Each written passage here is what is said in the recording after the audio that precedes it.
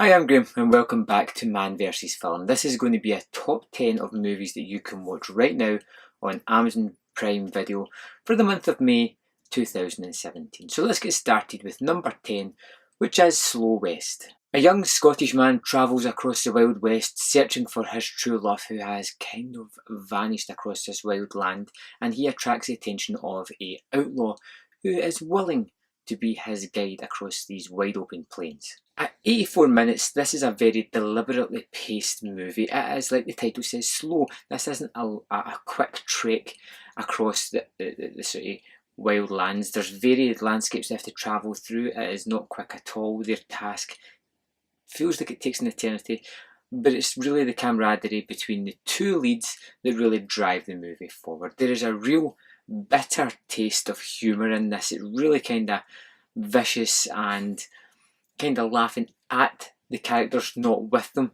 It comes all the way through the movie. It's an interesting tale. It looks particularly nice, and Michael Fassbender, as always, is terrific.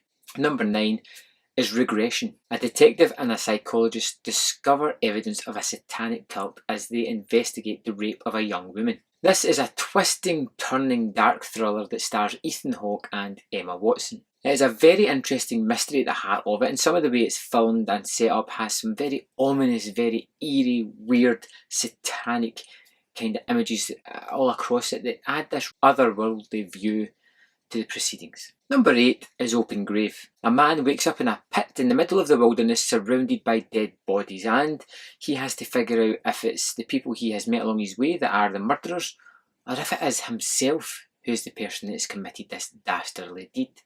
You should really watch this knowing as little as possible. It's pretty much a movie that we've seen similarly done many times before. A person wakes up, doesn't really know the full facts, and goes through the rest of the movie trying to uncover what actually happened. Well, blood and gore surrounds them. I kind of like it. It's nothing outstanding, but it's definitely worth a one-time watch. Number 7 is Trespass Amongst Us. A man looks for a way to escape the criminal outgoings of his family. Brendan Gleeson stars as the patriarch member of this travelling community, and Michael Fassbender as his son, who has kind of had enough of this and sees the toll that it is going to take on his kids, and he decides that he has to get out before they end up pretty much like him, which he knows is not the greatest life. Now, pretty much when you've got Brendan Gleeson and Michael Fassbender in the majority of this movie, you know you're in for an acting powerhouse performance, and you get that from these two leads. They are terrific in this low-key but very interesting movie. Number 6 on my list is Denial. Acclaimed writer and historian Deborah Lipstadt must prove that the Holocaust actually happened when she is sued for libel by David Irving, a Holocaust denier. Rachel Weisz, Timothy Spall, Andrew Scott and Tom Wilkinson star in this movie, and to be fair, that should be enough for you to get watching it. This is a true life story that I actually can't believe that I never really heard anything about it. It's a court case that went on for many years and involved a lot of people, and it seems to be a kind of high profile thing, the kind of thing that you would expect to have heard of. I hadn't, so the story came as a surprise to me and was a fairly interesting, if almost gobsmacking event that they had to prove that the Holocaust happened. Number 5 is All the Boys Love Mandy Lane. A group of high schoolers invite the desirable and innocent Mandy Lane to a party at a ranch during the weekend where, surprise, surprise, people start to die in various ways, and they try to figure out what the hell is going on. This is a slasher movie with a difference. It follows a lot of the tropes of slasher movies. It takes the innocent girl, the horny guys, takes them to a secluded location, starts to kill them off, but this does things a little bit differently.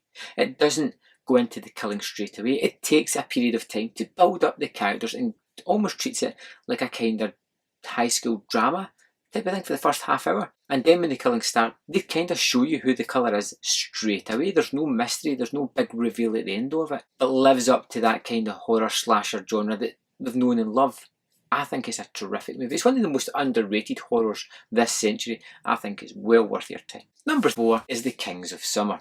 3 teenage friends, in the ultimate act of independence, decide to run away for the summer and build a house in the woods and just live off the land. This is a fantastic coming of age movie. It takes these three characters, puts them in a situation that is going to be a defining point of their life, something that they'll always look back to with fondness, and adds this incredible comedy aspect to it of, well, this thing is laugh out loud funny as well as touching, heartwarming and endearing, and it comes across without being overly saccharine.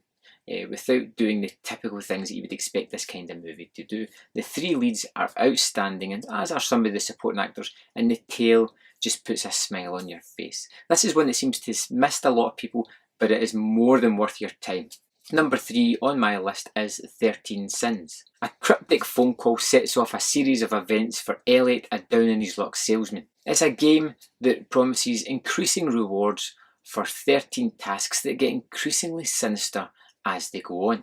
It's kind of like a more horror-centric version of Nerd. I read the synopsis and I had a preconception of what this movie was going to be, but I found it to be something much different to that. I was engaged by Elliot's character. I wanted to see him get through this. I was wondering how he was going to. He was a timid person, and I wanted to see him transform into someone that was a little bit more assertive throughout the movie, and I do get that, and there is some twists and turns along the way, and what I thought was going to be a schlocky run-of-the-mill movie was a little bit something more than that, much to my surprise. Number 2, and a movie that I just saw in the cinema a couple of weeks ago, is The Handmaiden. A woman is hired as a handmaiden for a Japanese heiress, but is anyone actually who they say they are? I love Chan-wook Park movies. I think they're terrific. They have this grandiose sense about them. They look stunning, they are intriguing, and everything about them seems to have been poured over microscopically. There is great care taken in these movies, and this one is much the same. It's put together in a very smart way,